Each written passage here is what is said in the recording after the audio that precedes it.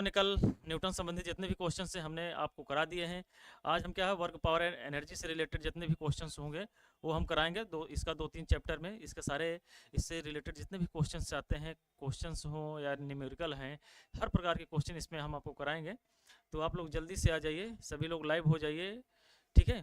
सभी लोग लाइव हो जाइए और जल्दी से कमेंट करके बताइए कि हाँ वॉइस क्लियर हो और वीडियो विजुअल हो। तो हम लोग कंटिन्यू करते हैं क्लास को। जल्दी से आप लोग आइए। प्रतिभा पटेल जी गुड आफ्टरनून, राजन Srivastava ji good afternoon, only success जी गुड आफ्टरनून। जल्दी से आप लोग आ जाइए लाइव, तो क्लास को सुचारू रूप से आगे बढ़ाया जाए, ठीक है। आ जाइए भैया जल्दी जल्दी सभी लोग।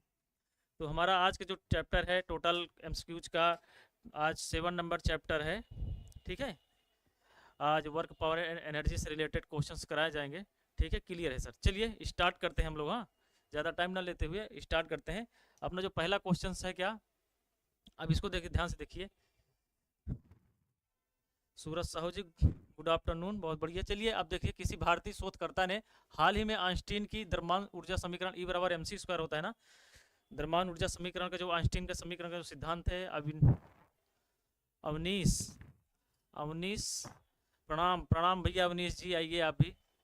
किसी भारतीय शोधकर्ता ने हाल में आइंस्टीन की द्रव्यमान ऊर्जा समीकरण E बराबर mc स्क्वायर को अपर्याप्त और केवल कुछ परिस्थितियों के तहत ही वैध है के तौर पर विवादग्रस्त कहा है। किस शोधकर्ता ने कहा है? वासुदेवन, मुकुंद या राजेंद्र पचौरी या अजय शर्मा या कृष्णा पालम? बताइए आप लोग जल्दी से, इसका राइट आंसर क्या होगा? कमेंट करके आप लोग इसका कमेंट कीजिए कि इसका राइट आंसर क्या होगा। आप लोगों को वीडियो दिख रहा है ना बढ़िया से, और आवाज़ आ रही है? बताइए भैया जल्दी से कमेंट कीजिए, आप लोग कमेंट करो।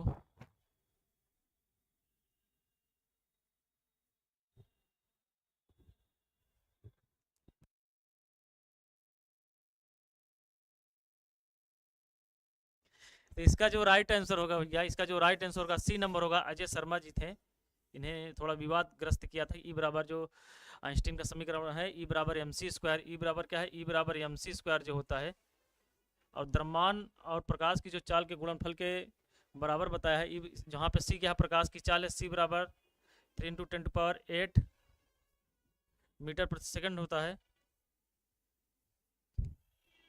प्रकाश की चाल 3 × 10⁸ मीटर प्रति सेकंड होता है, ठीक है। हमने जी सी, बहुत बढ़िया, वो जी वाले का सी आ गया, बहुत शानदार। सभी लोग आ जाइए जल्दी से लाइव। हाँ, इसका राइट आंसर क्या हो जाएगा? सी हो जाएगा। चलिए आगे बढ़ते हैं। पावर ट्रांसफार्मर, पावर ट्रांसफार्मर की कार्यप्रणाली का सिद्धांत आधारित है किस पर? किसके नियम पर आधारित है? हुक के लॉ पे आधारित है कि न्यूटन के लॉ पे आधारित है कि आइंस्टीन का सिद्धांत के या फैराडे के नियम पर? इसको आप लोग कमेंट करके बताइए कि इसका राइट आंसर क्या होगा। जो हमारा पावर ट्रांसफार्मर की कार्यप्रणाली, जो ट्रांसफार्मर हमारे क्या होते हैं, 2 प्रकार के होते हैं। हाँ, step up step down transformer होते हैं। तो उसमें जो पूछा गया पावर ट्रांसफार्मर की कार्यप्रणाली का सिद्धांत किस पर आधारित है? हुक्स के लॉ पे आधारित है कि न्यूटन के लॉ पे, कि आइंस्टीन के सिद्धांत पर, कि फैराडे के सिद्धांत पर? बताइए आप लोग। अंजलि पटेल जी गुड आफ्टरनून, अंजलि पटेल जी, आप लोग इसका कमेंट कीजिए। 2 नंबर का इसका राइट आंसर क्या होगा? कमेंट करके बताइए कि इसका राइट आंसर क्या होगा। पावर ट्रांसफार्मर की जो कार्य प्रणाली है किस पर आधारित है? ओनली सक्सेस जी का आ गया 2 का डी, अवनीश जी का आ गया डी भैया। चलिए और लोग कमेंट करके बताइए कि इसका राइट आंसर क्या होगा। डी सर जी, बहुत शानदार अवनीश जी। तो इसका राइट आंसर क्या? फैराडे के सिद्धांत पे हमारा जो ट्रांसफार्मर जो होता है वो फैराडे के लॉ पे सिद्धांत पे कार्य करता है। जो फैराडे ने हमारे विद्युत वाहक बल के सिद्धांत पे, जो विद्युत वाहक बल का सिद्धांत जो है हमारा, वो फैराडे ने इन्होंने दिया था। फैराडे साहब, बहुत शानदार अवनीश जी। तो विद्युत वाहक बल का जो होता है, या तो किसी बंद कुंडली जो होती है, कुंडली और जो हो चुंबक के बीच सापेक्ष अगर गति कराया जाता है तो उसके के बीच क्या उत्पन्न हो जाता है? विद्युत वाहक बल उत्पन्न हो जाता है। हाँ, तो वो सिद्धांत जो हमारा फैराडे साहब ने दिया था। तो इसका जो राइट आंसर हो जाए, क्या हो जाएगा? फैराडे हो जाएगा। तो ये डी नंबर हो जाएगा, तो इसका राइट आंसर। चलिए आगे बढ़ते हैं। निम्नलिखित में से कौन सा बिजली उत्पादन का एक पर्यावरण के अनुकूल ढंग नहीं है? बताइए इसका कमेंट करके कि निम्नलिखित में से कौन सा बिजली उत्पादन का एक पर्यावरण के अनुकूल ढंग नहीं है? Thermal power, solar power, bit energy या जैव अपशिष्ट? बताइए कमेंट करके। कमेंट कीजिए जल्दी से कि इसका राइट आंसर क्या होगा।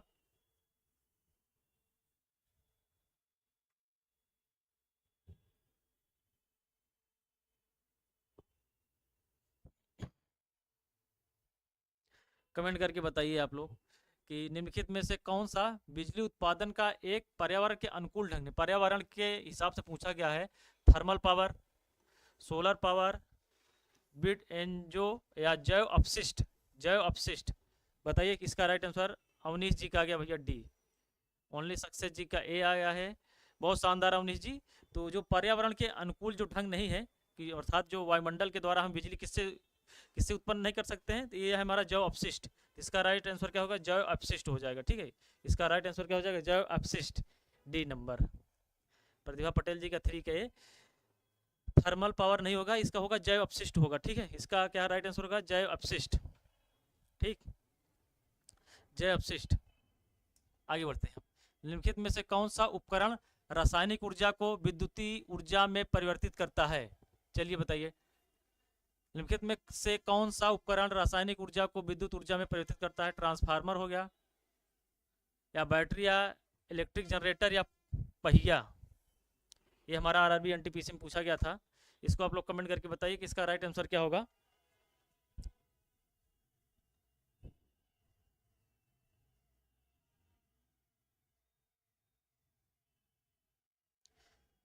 कमेंट करके बताइए भैया किसका क्या होगा कि निम्नलिखित में से कौन सा उपकरण रासायनिक ऊर्जा को विद्युत ऊर्जा में परिवर्तित करता है। केमिकल एनर्जी को इलेक्ट्रिकल एनर्जी। ओनली सक्सेस जी का 4 का बी, बहुत बढ़िया। और लोग कमेंट करके बताइए कि कितना होगा।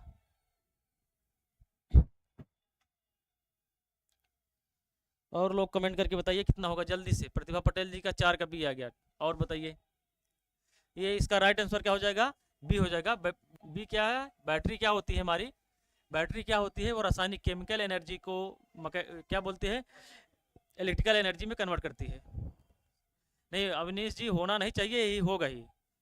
आरचू सिंह जी का पी आ गया, बहुत शानदार। देखिए इसका राइट आंसर क्या पी होगा। बैटरी क्या होती है, बैटरी में क्या होती है, केमिकल एनर्जी को हम क्या करते हैं, केमिकल एनर्जी को बैटरी क्या करती है, केमिकल एनर्जी की को इलेक्ट्रिकल एनर्जी में कन्वर्ट कर देती है। माया यादव जी का सी नहीं हुआ, इलेक्ट्रिकल जनरेटर नहीं। इलेक्ट्रिकल जनरेटर क्या करता है, जनरेटर का क्या काम है, जनरेटर क्या करता है, ये मैकेनिकल एनर्जी को इलेक्ट्रिकल एनर्जी में कन्वर्ट करता है। जनरेटर क्या करता है, जनरेटर क्या मैकेनिकल एनर्जी को इलेक्ट्रिकल एनर्जी में कन्वर्ट करता है जनरेटर। ठीक है माया जी, कोई बात नहीं अवनीश जी। चलिए इसका राइट आंसर क्या होगा, बी होगा, बैटरी। चलिए आगे बढ़ते हैं। गर्मी सीधे से संदर्भित नहीं है, गर्मी किससे संदर्भित नहीं है बताइए। चलिए, संदर्भित नहीं है। थर्मल ऊर्जा का मापन, अणुओं की गति, विद्युत चुंबकीय तरंगों के माध्यम से स्थानांतरण, या पदार्थ के थर्मोडायनेमिक गुण। चलिए भैया कमेंट करके आप लोग बताइए किसका राइट आंसर क्या होगा, कीजिए कमेंट। गर्मी सीधे संदर्भित नहीं है, किससे नहीं है, थर्मल ऊर्जा का मापन, अणुओं की गति, विद्युत चुंबकीय तरंगों के माध्यम से स्थानांतरण, या फिर पदार्थ के थर्मोडायनेमिक गुण। भैया कमेंट कीजिए जल्दी से, इसका राइट आंसर क्या होगा। कमेंट करके बताइए। ओजीए वाले का ए आ गया भैया। चलिए और लोग कमेंट करिए भैया जल्दी से, कमेंट कीजिए भैया जल्दी से,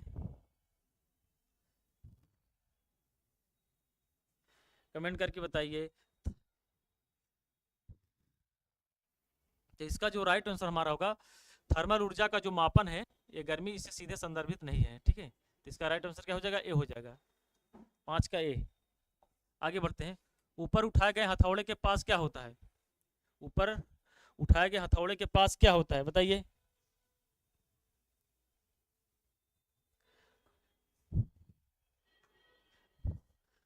ऊपर उठाए गए हथौड़े के पास क्या होता है, गतिज ऊर्जा, यांत्रिक ऊर्जा, या मांसपेशी ऊर्जा, या स्थिति ऊर्जा।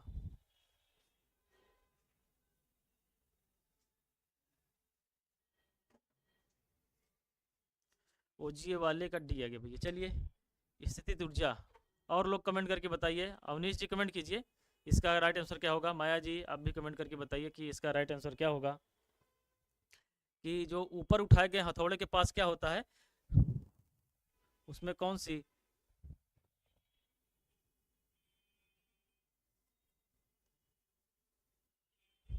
ऊपर उठाए गए जो हथौड़ा होता है उसमें क्या होता है, स्थितिज ऊर्जा होती है, ठीक है। या किसी वस्तु को अगर हम ऊपर की ओर फेंकते हैं, अगर जैसे कोई वस्तु है, किसी वस्तु को अगर ऊपर की ओर तरफ फेंकते हैं, अगर यह ऊंचाई तक वो चली जाती है, तो उस पिंड में क्या होता है, स्थितिज ऊर्जा रहती है, हाँ। ठीक है, तो इसका राइट आंसर हो जाएगा डी, स्थितिज ऊर्जा। ठीक है भैया, इसका राइट आंसर डी हो जाएगा, स्थितिज ऊर्जा।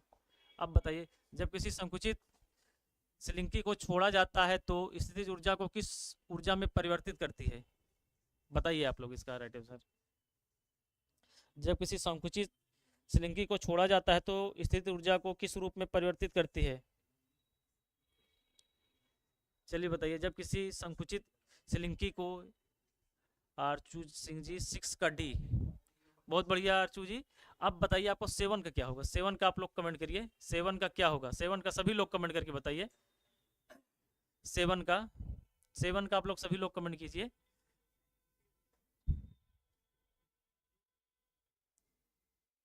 जब किसी संकुचित स्लिंकी को, जब किसी वस्तु को, जैसे मान लीजिए किसी वस्तु को ऊपर से अगर हम छोड़ते हैं, ऊपर से जब छोड़ा जाता है तो कोई वस्तु के जैसे किसी या ऊंचाई पर कोई वस्तु यहाँ पे रखी हुई है, कोई वस्तु क्या है या ऊंचाई पर अगर यहाँ पे रखी गई है, यहाँ पर है किसी, मान लीजिए कोई वस्तु छत पर से हम छोड़ते हैं जब ना, 7 का डी। अवनीश जी का क्या, 7 का डी, बहुत शानदार अवनीश जी। कोई वस्तु है, जैसे मान लीजिए छत पर से हम किसी वस्तु को जब छोड़ते हैं, तो जब तक उसको हम छोड़े नहीं रहते हैं तब तक उस वस्तु में क्या स्थित रहती है, स्थितिज ऊर्जा रहती है। जैसे उस वस्तु को हम छोड़ देते हैं तो उसकी जो स्थितिज ऊर्जा होती है वो गतिज ऊर्जा में परिवर्तित हो जाती है। तो इसका राइट आंसर क्या हो जाएगा, डी हो जाएगा, D is the right answer. ठीक है, क्लियर है ना, क्योंकि रीजन डी का डी आ गया, बहुत शानदार। ठीक है, जब किसी वस्तु को जैसे छत पर से किसी ऊंचाई पर से अगर छोड़ा जाता है तो सर्वप्रथम क्या रहती है, उसमें स्थितिज ऊर्जा विद्यमान रहती है। वह स्थितिज ऊर्जा क्या होती है, जब उसको छोड़ा जाता है उसी स्थितिज ऊर्जा जो होती है वो क्या गतिज ऊर्जा में कन्वर्ट हो जाती है। तो इसका राइट आंसर हो जाएगा गतिज ऊर्जा। आगे बढ़ते हैं भैया, साइकिल की सवारी करते समय निकलने वाली ऊर्जा निम्न से किस का रूप नहीं होता है? चलिए, साइकिल की सवारी करते समय, आरचू जी का आ गया, माया यादव जी का डी आ गया, बहुत शानदार, सभी लोग बहुत बढ़िया आंसर कर रहे हैं। अब इसका बताइए, साइकिल की सवारी करते समय निकलने वाली ऊर्जा निम्न में से किसका रूप नहीं होती है? गतिज ऊर्जा, रासायनिक ऊर्जा, ऊष्मीय ऊर्जा या यांत्रिक ऊर्जा? कमेंट करिए जल्दी से आप लोग, बताइए।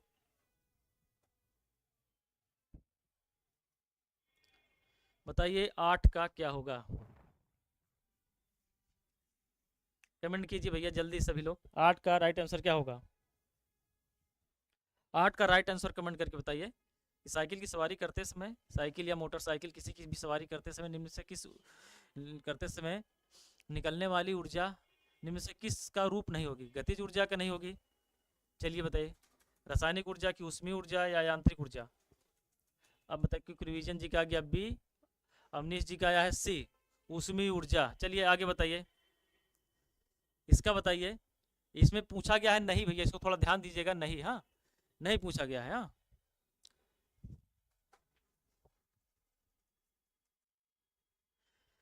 अविनाश जी कह रहे हैं, अविनेश जी थर्मल एनर्जी, अक्की जी का 8 का बी, बहुत बढ़िया अक्की जी। तो उसमें क्या केमिकल एनर्जी नहीं होगी, हाँ, तो इसका राइट आंसर क्या हो जाएगा, बी हो जाएगा। ठीक है, इसका राइट आंसर क्या हो जाएगा, बी हो जाएगा। ठीक है, चलिए आगे बढ़ते हैं। काम करने की क्षमता को क्या कहा जाता है? चलिए बताइए इसका, ये तो बहुत आसान है। काम करने की या कार्य करने की क्षमता को क्या कहते हैं? कमेंट कीजिए आप लोग जल्दी से, इसका राइट आंसर क्या होगा?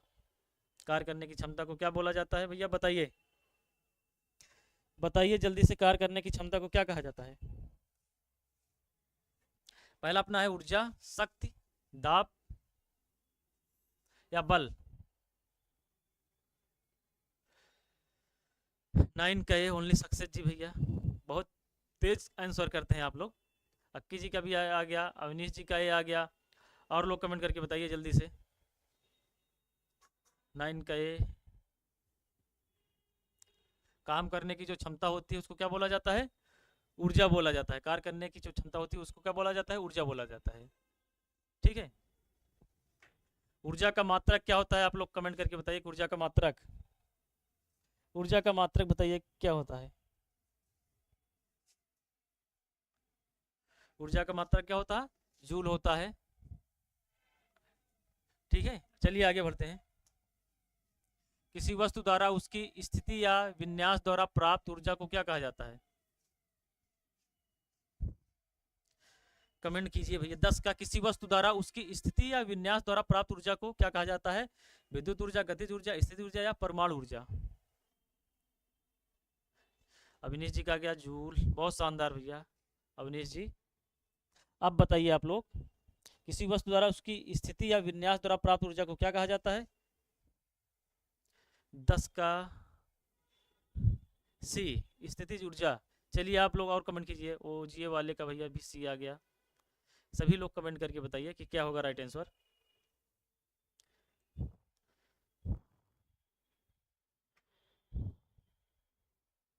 इसी वस्तु, अजीत यादव जी का सी आ गया। बहुत शानदार अजीत यादव जी, आपका स्वागत है हमारे चैनल पर। और लोग कमेंट करके बताइए कि इसका राइट आंसर क्या होगा भैया, जल्दी से। देखिए, किसी वस्तु द्वारा उसकी स्थिति, कोई वस्तु अगर स्थिर अवस्था में है, कोई वस्तु अगर स्थिर अवस्था में है तो उसमें कौन सी ऊर्जा होती है? उसकी क्या है, स्थितिज ऊर्जा होती है। अविनेश जी का क्या है, सी आ गया। ठीक है, तो इसका राइट आंसर क्या हो जाएगा, सी हो जाएगा। इसका राइट आंसर क्या हो जाएगा, सी इज द राइट आंसर, स्थितिज ऊर्जा। कोई वस्तु अगर स्थिर अवस्था में है तो उसमें कौन सी ऊर्जा निहित होती है? स्थितिज ऊर्जा निहित होती है। ठीक है, इसका राइट आंसर क्या हो जाएगा, सी हो जाएगा। निम्नलिखित में से कौन सा उपकरण रासायनिक ऊर्जा को विद्युत ऊर्जा में परिवर्तित कर देता है? आप लोग इसमें कमेंट करके बताइए कि इसका राइट आंसर क्या होगा। 11 नंबर का बताइए, 11 नंबर का, 11 नंबर का कमेंट करके बताइए कि क्या होगा। 11 नंबर का आप लोग कमेंट करके अब बताइए कि निम्नलिखित में से कौन सा उपकरण रासायनिक ऊर्जा को विद्युत ऊर्जा में परिवर्तित कर देता है? विद्युत हीटर, विद्युत पंखा, हेयर ड्रायर या विद्युत सेल? रासायनिक ऊर्जा को विद्युत ऊर्जा में कन्वर्ट कर देता है। कमेंट करके बताइए 11 का।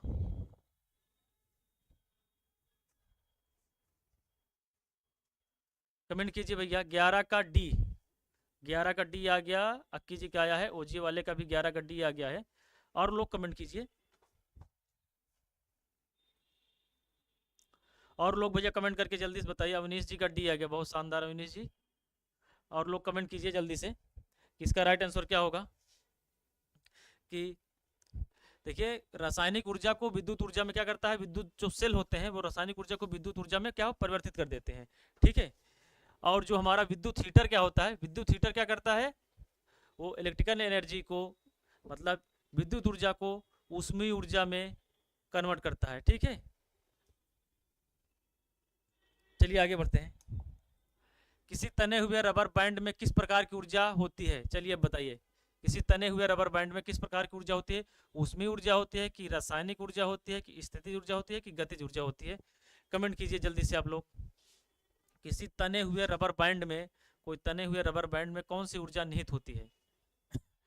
चलिए कमेंट कीजिए जल्दी से, इसका राइट आंसर क्या होगा। किसी तने हुए रबर बैंड में किस प्रकार की ऊर्जा होती है? कमेंट करिए भैया जल्दी से, सभी लोग कमेंट करिए, इसका राइट आंसर क्या होगा। किसी तने हुए रबर बैंड में किस प्रकार की ऊर्जा निहित होती है? किसी तने हुए रबर बैंड में किस प्रकार की ऊर्जा? अविनेश जी का सी आ गया, स्थिति ऊर्जा।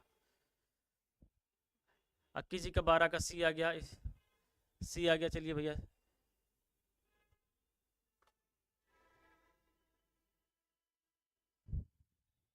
और अच्छा ये बताइए, किसी तने तने हुए रबर बैंड में उसमें कौन सा बल होता है?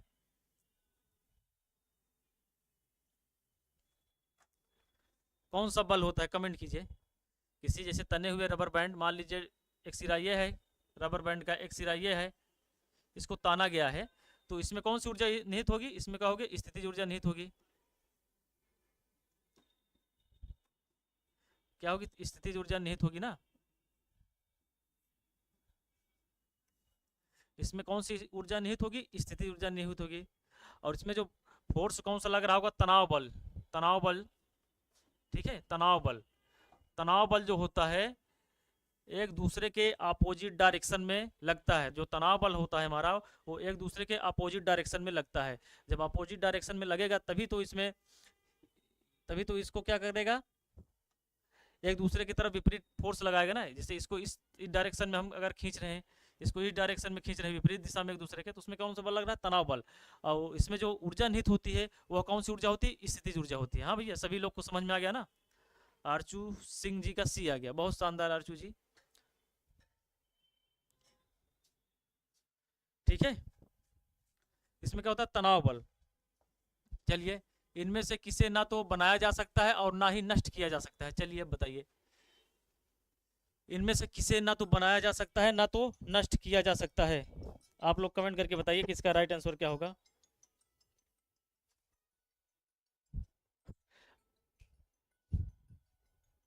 कमेंट करके आप लोग इसका बताइए राइट आंसर क्या होगा।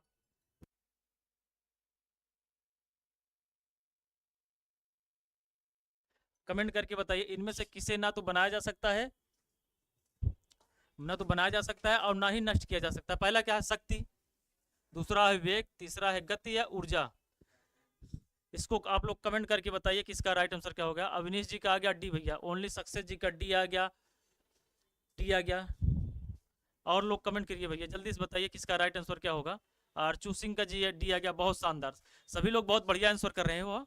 सभी लोग, और लोग कमेंट कीजिए, जितने लोग हैं सभी लोग कमेंट करके बताइए। तो इसका क्या हो जाएगा भैया? इनमें से किसे ना तो बनाया जा सकता है, अर्थात ऊर्जा क्या होती है? ऊर्जा को ना तो उत्पन्न किया जा सकता है ना तो नष्ट किया जा सकता है, बल्कि क्या कर सकते हैं? उसको एक रूप से दूसरे रूप में क्या है? कन्वर्ट कर सकते हैं। हाँ, तो इसका यह क्या हो जाएगा? ऊर्जा हो जाएगा। ऊर्जा, ऊर्जा किसे कहते हैं? कार्य करने की जो क्षमता होती है उसको क्या बोला जाता है? ऊर्जा बोला जाता है, ठीक है। तो इसका राइट आंसर क्या हो जाएगा? D is the right answer. D क्या हो जाएगा? हमारा सही आंसर हो जाएगा। चलिए आगे बढ़ते हैं। गतिशील वस्तु की गतिज ऊर्जा किस पर निर्भर करती है?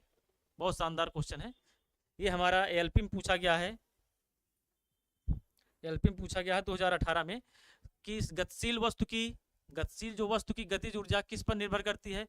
वजन और इसकी स्थान पर, द्रव्यमान और इसके स्थान पर, द्रव्यमान और वेग पर, द्रव्यमान और त्वरण पर। जो जो हमारी गतिशील वस्तु की गतिज ऊर्जा काइनेटिक एनर्जी होती है वो किस पर डिपेंड करती है? काइनेटिक एनर्जी किस पर डिपेंड करती है? आप लोग एक बार कमेंट करके बताइए कि काइनेटिक एनर्जी किस पर डिपेंड करती है। बताइए जल्दी से भैया। वजन और इसके स्थान पर, द्रव्यमान और इसके स्थान पर, या तो द्रव्यमान और वेग पर, या द्रव्यमान और त्वरण पर। कमेंट कीजिए भैया, जल्दी से कमेंट कीजिए, सभी लोग बताइए कि इसका राइट आंसर क्या होगा। जो काइनेटिक एनर्जी होती है, अर्थात यदि कोई वस्तु गतिशील अवस्था में है तो उसमें जो ऊर्जा कौन सी निहित होती है? गतिज ऊर्जा। अर्थात किसी वस्तु के गतिमान अवस्था के दौरान जो उसमें उत्पन्न होती है ऊर्जा, उसको क्या बोलता है? गतिज ऊर्जा बोला जाता है। अवनीश जी का आ गया भैया ए। चलिए, ए आ गया। और लोग कमेंट कीजिए भैया। अवनीश जी थोड़ा ध्यान से देखिए, आप लोग जानते हैं ना काइनेटिक एनर्जी का सूत्र क्या होता है? के बराबर हाफ एम बी स्क्वायर होता है। काइनेटिक एनर्जी का जो सूत्र हमारा होता है, के बराबर क्या होता है? के बराबर होता है, के बराबर हाफ एम बी स्क्वायर होता है। अर्थात द्रव्यमान और वेग पर डिपेंड करता है भैया, ठीक है। द्रव्यमान और वेग पर डिपेंड करता है। 15 का ए, 15 का ए नहीं होगा अविनीश जी। जो हमारा जो काइनेटिक एनर्जी होती है वो द्रव्यमान और वेग पर डिपेंड करता है, ठीक है। तो इसका राइट आंसर क्या हो जाएगा? सी हो जाएगा, इज द राइट आंसर। सी क्या हो जाएगा? राइट आंसर हो जाएगा, ठीक है। क्लियर है ना आपको? जो काइनेटिक एनर्जी थी हाफ एम बी स्क्वायर होता है, हाफ एम बी स्क्वायर होता है। तो यह द्रव्यमान और वेग के गुणनफल पर डिपेंड करता है, द्रव्यमान और वेग पर डिपेंड करता है, द्रव्यमान और वेग पर, ठीक है। जो kinetic energy directly proportional to mass and velocity, ठीक है। क्लियर है? चलिए आगे बढ़ते हैं। चलिए बताइए 16 का, एक शुष्क सेल में ऊर्जा किस रूप में संग्रहित होती है? शुष्क सेल में बताइए। ये तो कई बार क्वेश्चन, ओके सर कोई बात नहीं। आरचू जी का सी आया था, बहुत शानदार। अब इसको बताइए, एक शुष्क सेल में ऊर्जा किस रूप में संग्रहित होती है? स्थित ऊर्जा, नाभिकीय ऊर्जा, गति ऊर्जा या रासायनिक ऊर्जा? कमेंट कीजिए। एक शुष्क सेल में किस प्रकार की ऊर्जा निहित होती है? शुष्क सेल, सेल पूछा गया है। सेल बहुत बार भी आया है हमारे साथ, आ भी गया है क्वेश्चन ये। तो ये क्या होता है? रासायनिक ऊर्जा में निहित होती है, ठीक है, रासायनिक ऊर्जा। तो इसका राइट आंसर क्या हो जाएगा? D is the right answer हो जाएगा, रासायनिक ऊर्जा। चलिए आगे बढ़ते हैं। 17 नंबर, गतिज ऊर्जा किसके बराबर होती है? चलिए आ गया सूत्र हमारा, देखिए काइनेटिक एनर्जी का यहाँ फार्मूला अभी हमने आपको बताया, काइनेटिक एनर्जी का फार्मूला जी वाले का डी आया था। अब इसको बताइए, 17 का बताइए, 17 का कमेंट कीजिए भैया। चलिए 16 का डी, बहुत शानदार आरचू जी, कमेंट कीजिए और सभी लोग कमेंट कीजिए जल्दी से। गतिज ऊर्जा किसके बराबर है? Half M B square, M G H, M P या एम ए? 17 का आप लोग कमेंट कीजिए। राइट आंसर अविनेश जी का आ गया, बहुत शानदार अविनेश जी। आरचू जी की आ गया। देखिए ये क्या है, के बराबर होता है, के बराबर हाफ एम बी स्क्वायर होता है। के बराबर क्या होता है, हाफ एम बी स्क्वायर होता है। के बराबर क्या होता है, ये गतिज ऊर्जा का हमारा सूत्र है, के बराबर half M B square, half M B square. ठीक है, और ये हमारा का एम जी एच क्या है, एम जी एच हमारा है स्थितिज ऊर्जा का सूत्र है। 17 का ए है भैया, सही, बहुत सही अवनीश जी। इसका क्या है, देखिए ये एम जी एच क्या है, एम जी एच क्या है, स्थितिज ऊर्जा है। M G H, M G H, M G H क्या है, डब्ल्यू बराबर होता है एम जी एच होता है ना, डब्ल्यू बराबर क्या होता है, एम जी एच, डब्ल्यू बराबर क्या होता है, एम जी एच। ये हमारा स्थितिज ऊर्जा का सूत्र है। डब्ल्यू बराबर एम जी एच स्थितिज ऊर्जा का सूत्र है। जब किसी वस्तु को एच ऊंचाई तक फेंका जाता है तो एच ऊंचाई पर उसका जो स्थितिज ऊर्जा उसकी क्या होती है, स्थितिज ऊर्जा क्या कितनी होती है, एम जी एच होता है। ठीक है, एम जी एच। चलिए आगे बढ़ते हैं। हाँ, निम्नलिखित में से कौन सा नवीकरणीय ऊर्जा का स्रोत नहीं है। चलिए, नवीकरणीय ऊर्जा का स्रोत नहीं है, पवन ऊर्जा, भूतापीय ऊर्जा, जीवाश्मों से ऊर्जा, सौर ऊर्जा। कमेंट करिए आप लोग कि इसका क्या होगा, इसका आप लोग कमेंट करके बताइए।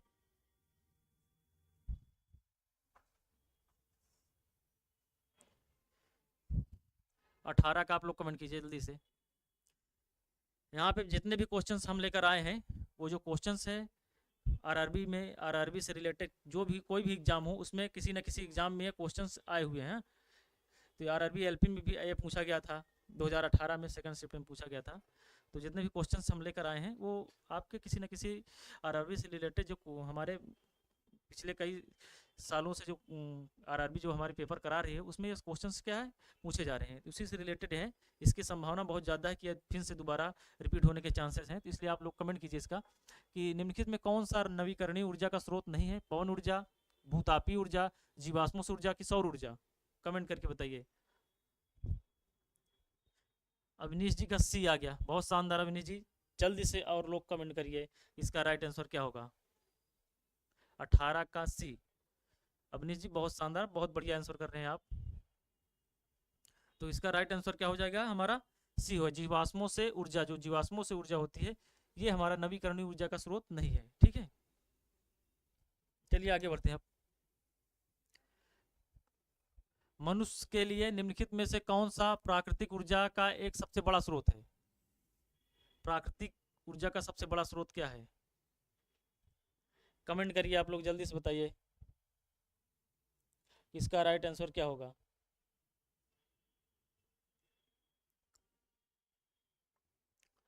उन्नीस का बताइए, मनुष्य के लिए निम्नलिखित में से कौन सा प्राकृतिक ऊर्जा का सबसे बड़ा स्रोत है। जानवर, क्या जानवर प्राकृतिक ऊर्जा का सबसे बड़ा स्रोत है, पौधे, पृथ्वी, सूर्य। अब इसमें से आप लोग कमेंट कीजिए कि इसका राइट आंसर क्या होगा भैया। 19 का डी आ गया, अक्की जी का आ गया भैया। चलिए 19 का डी अवनीश जी का, ओनली सक्सेस जी का डी आ गया, ओजी वाले का डी। सभी लोग कमेंट करके बताइए कि इसका राइट आंसर क्या होगा। 19 का डी। तो इसका राइट आंसर सूर्य क्या है, सबसे बड़ा प्राकृतिक ऊर्जा का स्रोत क्या है, सूर्य हमारा है। इसका राइट आंसर क्या हो जाएगा, डी हो जाएगा। स्थिति या आकृति में हुए परिवर्तन के कारण एक वस्तु में निहित ऊर्जा को क्या कहा जाता है। स्थिति या आकृति में हुए परिवर्तन के कारण एक वस्तु में निहित ऊर्जा को क्या कहा, गतिज ऊर्जा, रासायनिक ऊर्जा, परमाणु ऊर्जा या स्थित ऊर्जा। आप लोग कमेंट करके बताइए कि इसका राइट आंसर क्या होगा, गतिज ऊर्जा होगा कि रासायनिक ऊर्जा की, परमाणु ऊर्जा की, स्थित ऊर्जा। कीजिए भैया जल्दी से कमेंट, 20 का कमेंट करके बताइए कि क्या होगा इसका राइट आंसर, 20 का जल्दी से। 20 का भैया बताइए, 20 का कमेंट कीजिए जल्दी से। स्थिति स्थिति या आकृति में हुए परिवर्तन के कारण एक वस्तु में निहित ऊर्जा को क्या बोलते हैं। कोई वस्तु स्थिर अवस्था में है ना, तो उसमें जो निहित ऊर्जा होती है उसको क्या बोला जाता है, डी, उसको बोला जाता है स्थितिज ऊर्जा बोला जाता है। ठीक है, निहित जो ऊर्जा होती है उसको स्थितिज ऊर्जा बोलते हैं। तो इसका डी क्या हो जाएगा, हमारा राइट आंसर हो जाएगा। हाँ, चलिए आगे बढ़ते हैं। अब स्थितिज ऊर्जा और गतिज ऊर्जा के योग को किस नाम से जाना जाता है। चलिए 20 का डी आ गया, बहुत शानदार। अब बताइए स्थितिज ऊर्जा और गतिज ऊर्जा के योग को किस नाम से जाना जाता है। विद्युत ऊर्जा, रासायनिक ऊर्जा, प्रकाश ऊर्जा या यांत्रिक ऊर्जा, किस नाम से जाना जाता है। 20 का आई थिंक सर बी, जो स्थितिज ऊर्जा और गतिज ऊर्जा, जो उसको दोनों को कंबाइंड, किसको किसके नाम से, रासायनिक ऊर्जा नहीं होगा भैया अवनीश जी? और बताइए सभी लोग, कमेंट कीजिए, प्रकाश ऊर्जा की यांत्रिक ऊर्जा। 21 का बताइए, कमेंट कीजिए। 21 का डी आ गया। अक्की जी का आया है। जो हमारी स्थितिज ऊर्जा और गतिज ऊर्जा होती है, उनका जो कंबाइंड, उसका जो योग होता है वो यांत्रिक ऊर्जा के बराबर होता है, अर्थात यांत्रिक ऊर्जा इज इक्वल टू 21 का डी। आरचू जी का आ गया, बहुत शानदार भैया, ठीक है। इसका राइट आंसर क्या हो जाएगा हमारा? डी इसका राइट आंसर हो जाएगा। चलिए आगे बढ़ते हैं। इनमें से कौन सा स्थितिज ऊर्जा का उदाहरण नहीं है, बताइए। स्थितिज ऊर्जा का उदाहरण कौन सा नहीं है, कमेंट कीजिए आप लोग। स्थितिज ऊर्जा का उदाहरण नहीं है, कमेंट करके बताइए आप लोग कि स्थितिज ऊर्जा का उदाहरण नहीं है। कमेंट कीजिए भैया जैसा सभी लोग, कमेंट करके बताइए। स्थितिज ऊर्जा का स्रोत नहीं है, ऊर्जा का उदाहरण नहीं है। एक बांध में संचित किया गया जल, एक संचित जल स्रोत, एक उठाया गया हथौड़ा, बहता हुआ जल। चलिए 22 का बताइए। 22 का आ गया भैया डी, ओनली सक्सेस जी का भी डी आ गया, ओजी वाले का डी आ गया। बताइए निम्नलिखित में कौन सा स्थितिज ऊर्जा का उदाहरण नहीं है? एक बांध में संचित जल, जो बांध होते हैं, बांध बनाए जाते हैं ना, बड़े बड़े बांध बनाए जाते हैं, उसमें जल को क्या किया जाता है? एकत्रित किया जाता है। एकत्रित करके क्या किया जाता है? उन बांधों को टरबाइन पर क्या प्रवाहित किया जाता है, जिससे कारण क्या उत्पन्न होता है? हमारा इलेक्ट्रिकल एनर्जी उत्पन्न होती है टरबाइन के द्वारा। तो 22 का डी अविनेश जी का आ गया, 22 का डी। और जल, एक संकुचित जल, स्थिर जल जो होता है, संकुचित जल, एक उठाया गया हथौड़ा, एक उठाया गया जो हथौड़ा होता है, इन सब में क्या होता है? स्थितिज ऊर्जा होती है। एक संकुचित जल में भी क्या होती है? स्थितिज ऊर्जा होती है। जो बहता हुआ जल है, बहते हुए जल में स्थितिज ऊर्जा नहीं होती, बहते हुए जल में क्या होती है? गतिज ऊर्जा होती है। तो इसका राइट आंसर हमारा क्या हो जाएगा? डी हो जाएगा, 22 का डी। चलिए अब बताइए निम्नलिखित उल्लेखनीय गतिविधियों में से किसमें स्थितिज ऊर्जा को गतिज ऊर्जा में परिवर्तित किया जा गया है? चलिए बताइए अवनीश जी, बहुत बढ़िया। अब इसको कमेंट करके आप लोग बताइए इसका राइट आंसर क्या होगा। निम्नलिखित उल्लेखनीय गतिविधियों में से किसमें स्थितिज ऊर्जा पी को गतिज ऊर्जा में परिवर्तित किया गया है? एक पटाखे का विस्फोट, पहला क्या अपना, एक पटाखे का विस्फोट, एक टार्च को ऑन करना, एक टार्च को ऑफ करना, एक पेंडुलम का झूलना, एक पेंडुलम का झूलना। इसका राइट आंसर आप लोग कमेंट करके बताइए कि क्या होगा। कमेंट कीजिए भैया जल्दी से, इसका राइट आंसर क्या होगा?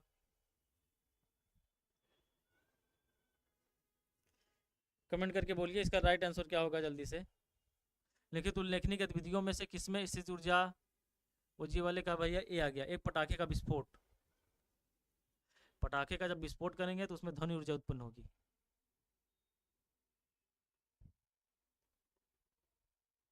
और बताइए जल्दी से कमेंट कीजिए सभी लोग। अवनीश जी का डी सर, बहुत शानदार अवनीश जी। एक पेंडुलम का झूलना क्या है? ये हमारा जो स्थिति ऊर्जा क्या हो जाती है? गतिज ऊर्जा में कन्वर्ट हो जाती है, ठीक है। इसका राइट आंसर क्या हो जाएगा? डी हो जाएगा। एक पेंडुलम का झूलना जो होता है वो क्या है? वो स्थिर ऊर्जा हमारी क्या हो जाएगी? इसमें गतिज ऊर्जा में कन्वर्ट हो जाएगी। पहाड़ से गिर रहे किसी पिंड में होती है, पहाड़ से कोई पिंड गिर रहा है, किसी वस्तु को अगर पहाड़ पर से गिराया जा रहा है तो उसमें कौन सी ऊर्जा निहित होती है? तो इसका डी, बहुत शानदार। अब बताइए 24 का, पहाड़ से गिर रहे किसी पिंड में होती है गतिज ऊर्जा और स्थितिज ऊर्जा दोनों, केवल स्थित ऊर्जा, केवल गतिज ऊर्जा, केवल घर्षण बल। कमेंट कीजिए जल्दी से आप। 24 का कमेंट करके बताइए कि इसका राइट आंसर क्या होगा। पहाड़ से गिर रहे किसी पिंड में कौन सी ऊर्जा निहित होती है? कौन सी ऊर्जा होती है बताइए? स्थितिज ऊर्जा और गतिज ऊर्जा दोनों होती है कि केवल स्थितिज ऊर्जा ही होती है? और केवल गतिज ऊर्जा होती है, केवल घर्षण होता है? बताइए, कमेंट करिए जल्दी से भैया आप लोग, इसका राइट आंसर क्या होगा।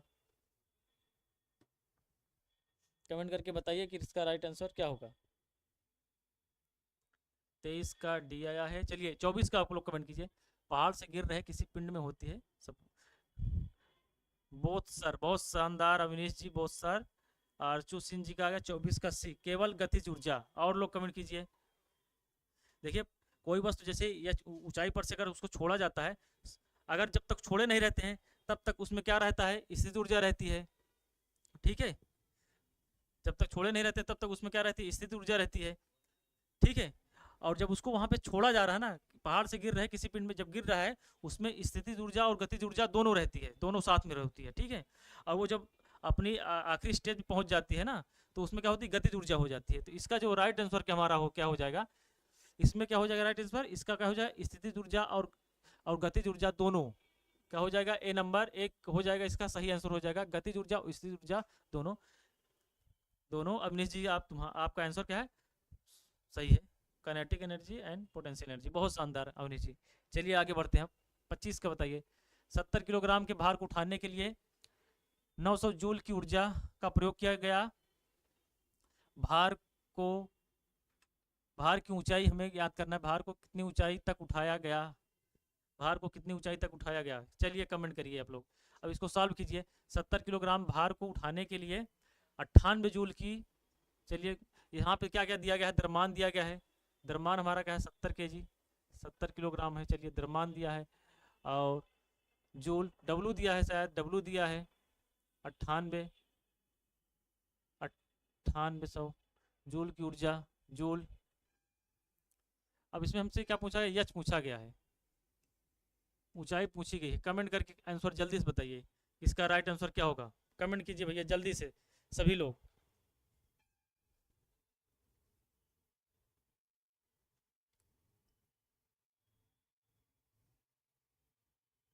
कमेंट करिए जल्दी से भैया, इसका क्या होगा। यहाँ पे क्या दिया, भार दिया गया है, ये भार है, ये भार है, ठीक है। क्या लिखा गया, भार, भार दिया गया भैया, ठीक है। 25 का आप लोग, 25 का डी ओजी वाले का डी है, ओनली सक्सेस जी का डी 140 मीटर। चलिए सॉल्व करते हैं, देखिए सॉल्व करते हैं इसको, बताइए सॉल्व करते हैं। देखिए किसी वस्तु को अगर यह ऊंचाई तक ले जाते हैं ना, तो जो किया गया कार्य हमारा क्या होता है, स्थितिज ऊर्जा में कन्वर्ट हो जाता है। हाँ, अगर किसी वस्तु को यह ऊंचाई तक अगर हम ले गए, इस यह ऊंचाई तक जो हमारा किया गया कार्य किसमें संचित हो जाता है, डब्ल्यू बराबर क्या, एम जी एच में। कार्य हमारा क्या है, डब्ल्यू बराबर एम जी एच में संचित हो जाता है। किया गया कार्य क्या है, स्थित ऊर्जा में कन्वर्ट हो जाता है। स्थित ऊर्जा में कन्वर्ट हो जाता है, अर्थात डब्ल्यू बराबर क्या हो जाए, डब्ल्यू बराबर एम जी एच से, एम जी एच से। और हमें यहाँ डब्ल्यू का मान दिया गया है 9800 दिया गया है ना डब्ल्यू का मान। और हमारा एम जी क्या है, ये भार है, एम जी हमारा क्या है, एम जी हमारा क्या है, भार है, जिसका मान दिया है 70 दिया गया है। 70 इंटू एच ऊंचाई याद करना है, इसको यहाँ से काट देंगे तो कितना हो जाएगा, एच इज इक्वल टू कितना हो जाएगा, 140 मीटर। इसका राइट आंसर क्या हो जाएगा, D is the right answer. इसका डी क्या हो जाएगा, राइट आंसर हो जाएगा, ठीक है। डी क्या हो जाएगा हमारा भैया, सही हो जाएगा, D is the right answer. चलिए आगे बढ़ते हैं। अब यदि दो असमान द्रव्यमानों में समान गतिज ऊर्जा होती है तो भारी द्रव्यमान होगा, तेज गति, कम गति, अधिक गति, समान गति, बताइए। 25 का बी, अवनीश ए सर, आरचू 140, बहुत शानदार। अब इसका कमेंट कीजिए। यदि दो असमान द्रव्यमानों में समान गतिज ऊर्जा होती है तो द्रव्यमान, तो भारी द्रव्यमान होगा, किसका भारी द्रव्यमान होगा, चलिए। तेज गति, कम गति, अधिक आवेग, समान गति, कमेंट करिए जल्दी से सभी लोग। 26 का क्या होगा,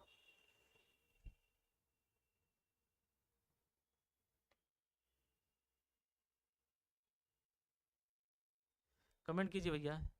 26 का, यदि दो असमान द्रव्यमानों में समान गतिज ऊर्जा होती है, दो समान द्रव्यमान है उसमें समान गतिज ऊर्जा हो रही, समान गतिज ऊर्जा है तो भारी द्रव्यमान होगा। भारी द्रव्यमान का क्या होगा, भारी द्रव्यमान तेज गति होगी, कम गति होगी, अधिक आवेग होगा कि समान गति होगी, कमेंट कीजिए जल्दी से। 26 का कमेंट करके बताइए। 26 का आ गया बी, बी आ गया कम गति। और लोग कमेंट कीजिए इसका, अभी लोग कमेंट कीजिए 26 का।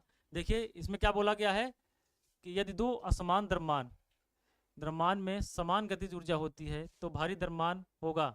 अगर काइनेटिक एनर्जी हमारी क्या होगी, अगर समान होगी, काइनेटिक एनर्जी जो अगर हमारी समान होगी, काइनेटिक एनर्जी क्या होगी, अगर समान होगी, दोनों द्रव्यमान का अगर काइनेटिक एनर्जी अगर समान होगी, प्रतिभा जी 26 का भी, अगर काइनेटिक एनर्जी हमारी अगर समान होगी तो जो भारी द्रव्यमान होगा उस दोनों की गति क्या होगी, समान होगी, ठीक है।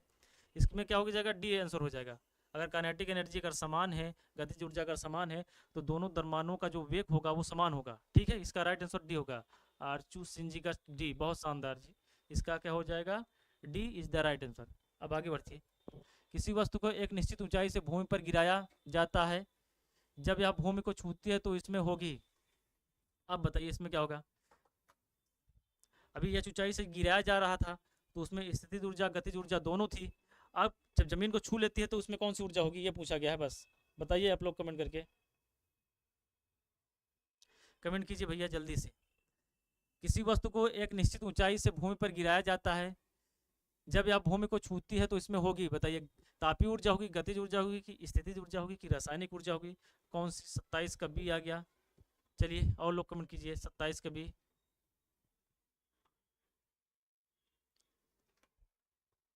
जब किसी वस्तु को या ऊंचाई से अगर गिराया जाता है तो जमीन को छूने पर क्या उसमें कौन सी ऊर्जा रहती है, गतिज ऊर्जा रहती है। ठीक है अमनीश जी सर 25 का क्या बोल रहे हैं, प्रतिभा पटेल जी का बी आ गया, ओजीए वाले का बी आ गया। ठीक है इसका राइट आंसर क्या हो जाएगा, गतिज ऊर्जा। चलिए आगे बढ़ते हैं। आप उचित विकल्प का चयन कीजिए। 1 किलोवाट हावर्स बराबर क्या होता है, कमेंट कीजिए।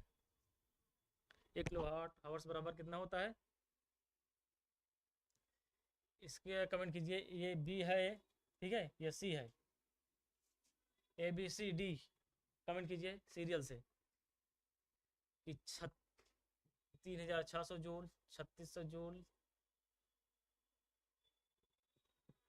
कमेंट कीजिए 1 किलोवाट हावर्स बराबर कितना होता है, 28 का ए।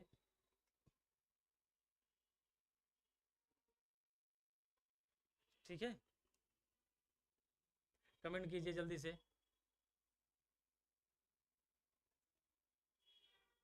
28 का सी। कमेंट कीजिए जल्दी से, क्या होगा राइट आंसर।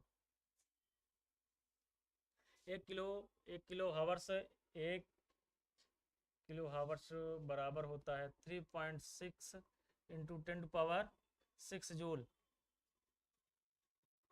ठीक है प्रतिभा पटेल जी 28 का सी आ गया। 1 kilowatt hours 3.6 into 10 to 6 joule ये होता है। ये अपना ये राइट, इसका क्या हो जाएगा, C number, C is the right answer. ठीक है बहुत शानदार, सभी का आंसर लगभग सही है। अब बताइए 80 किलोग्राम की वस्तु को 40 मीटर की ऊंचाई तक लगभग 50 सेकंड में ऊपर उठाने हेतु तो आवश्यक औसत शक्ति पूछा गया है। चलिए बताइए इसका राइट आंसर, कमेंट कीजिए जल्दी से। इसको सॉल्व कीजिए और कमेंट करके बताइए इसका क्या होगा। सॉल्व करके बताइए इसका राइट आंसर क्या होगा।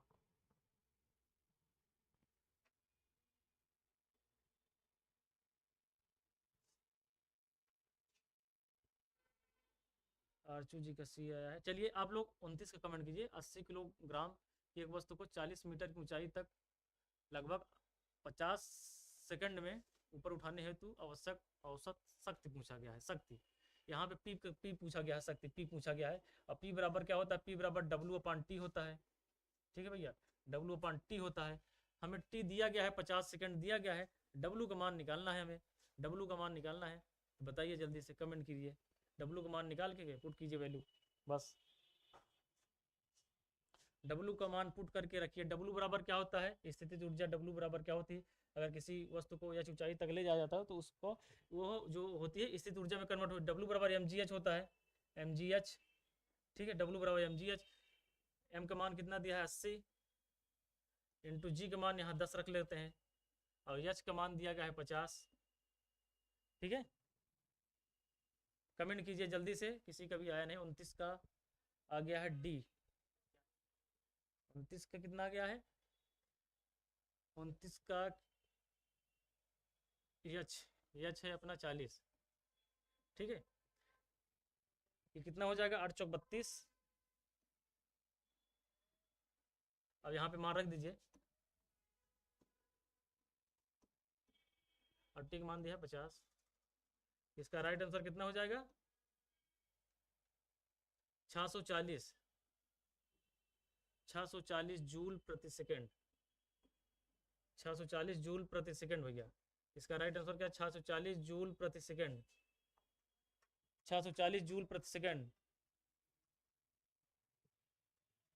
देख लीजिए सॉल्व किए हमने, 640 जूल प्रति सेकेंड होगा। ठीक है इसका राइट आंसर हमारा क्या हो जाएगा, ये सी नंबर हो जाएगा, सी इज द राइट, 640 जूल प्रति सेकंड हो जाएगा। ठीक है, क्लियर है ना सभी को? ठीक है, यहाँ पे दिया गया है 80 किलोग्राम की वस्तु को 40 मीटर की ऊंचाई तक लगभग 50 सेकंड में ऊपर उठाने हैं तो आवश्यक शक्ति पूछा गया। पी बराबर हम जानते हैं, पी बराबर W/T होता है। जो W हमारा क्या है, किसी वस्तु को यह ऊंचाई तक ले जाते हैं जो हमारा कार्य होता है, जो स्थिति ऊर्जा में कन्वर्ट हो जाता है, तो W बराबर क्या होता है, mgh होता है ना, mgh। m का मान दिया गया है 80 और g का मान गुरुत्वीय त्वरण g का मान हम 10 मान लेते हैं यहाँ पे, और क्या बोलते हैं h का मान 40 मीटर है, रख लीजिए। इसको सॉल्व कर लीजिए, 3200 आ गया, 32,000 आ गया, 32,000 बटे सेकंड। W को मान रख दीजिए 32,000, समय रख दीजिए 50। ठीक है ना, क्लियर है ना सभी को? एक बार कमेंट करके बताइए क्लियर है। इसका मान कितना हो जाएगा, 740 जूल प्रति सेकंड हो जाएगा। सी इज द राइट आंसर। ठीक है, चलिए आगे बढ़ते हैं।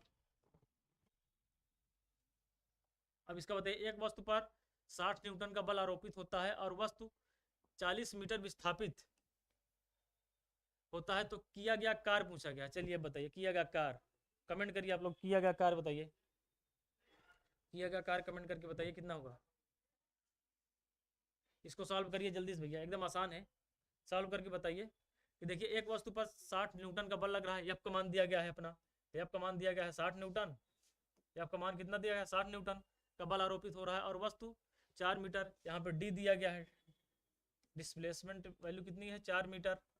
ठीक है, तो यहाँ किया गया कार्य पूछा है, डब्ल्यू का मान पूछा गया, डब्ल्यू बराबर एफ डी cos थीटा होता है, डब्ल्यू बराबर एफ डी। ठीक है, एफ का मान 60 इंटू 4 6 चौको 24, 240 जूल, 30 का बी होगा 240 जूल, बहुत शानदार, 240 जूल। ठीक है, 240 जूल होगा, प्रतिभा पटेल जी का 240 जूल, ओनली सक्सेस जी का भी आ गया। ठीक है, तो इसका आंसर क्या हो जाएगा 240 जूल, 30 नंबर का क्या हो जाएगा 240 जूल। ठीक है, 240 जूल होगा। तो चलिए ठीक है, आज का क्वेश्चन हम 30 नंबर तक रखते हैं, 30, और कल की क्लासें हम फिर से लेंगे। ठीक है, तो आप लोग को बताइए कमेंट करके क्लास कैसी लगी, और आप लोग ऑफलाइन होने के बाद क्लास पे क्या है कमेंट कर दिया कीजिए। ठीक है, तो चलिए क्लास को यहीं पर एंड करते हैं। जय हिंद, जय भारत।